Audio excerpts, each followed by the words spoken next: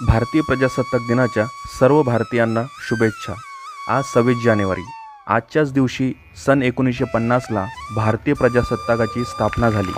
आज भारतीय संविधान देशात लागू झाले होते। ज्ञात अज्ञात कोट्यावधी भारतीयांनी आपल्या प्राणांची आहुती दिली। देशाला स्वातंत्र्य मिळाले। देशासह भारतात आजच्याच दिवशी सर्वत्र झेंडावंदन करण्यात येते। आज छत्रपती संभाजीनगरात ग्रामीण तसेच शहरी भागातही अगदी पहाटेपासून ध्वजारोहण करण्यात आले। हजारोच्या संख्येने विद्यार्थ्यांनी सहभागी होऊन झेंड्याला सलामी दिली।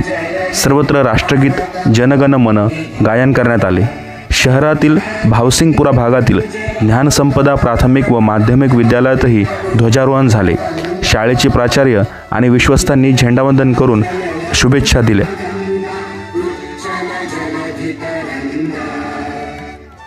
शुभ नामे जागे तव शुभ आशीष मांगे गाहे तव जय गाथा जन गण मंगलदायक जय हे भारत भाग्य विधाता जय हे जय हे जय हे जय जय जय जय हे।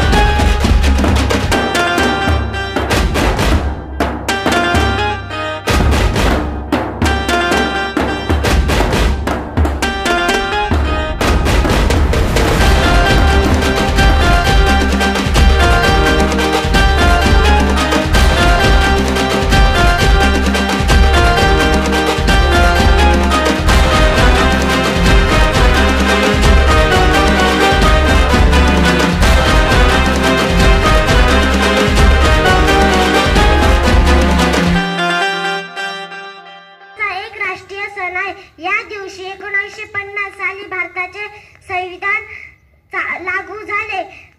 डॉक्टर बाबासाहेब आंबेडकर हे भारताचे जनक आहे। आज झेंडा वंदन आहे। मला माझा देश खूप आवडतो। एवढे बोलून मी माझे भाषण संपवते। जय हिंद महाराष्ट्र।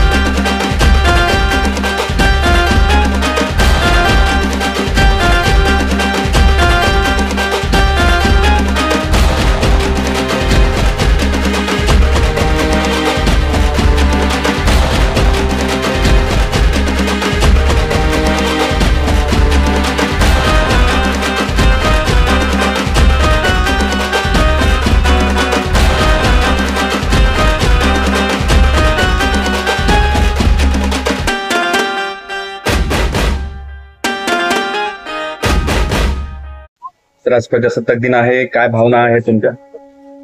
सर्वात प्रथम प्रजासत्ताक दिनाच्या सर्वांना हार्दिक शुभेच्छा. मी छत्रपती शिवाजी शिक्षण प्रसारक मंडळ या शाळा संस्थेचा अध्यक्ष आहे. त्या अंतर्गत ही ज्ञानसंपदा प्राथमिक शाळा चालवली जाते.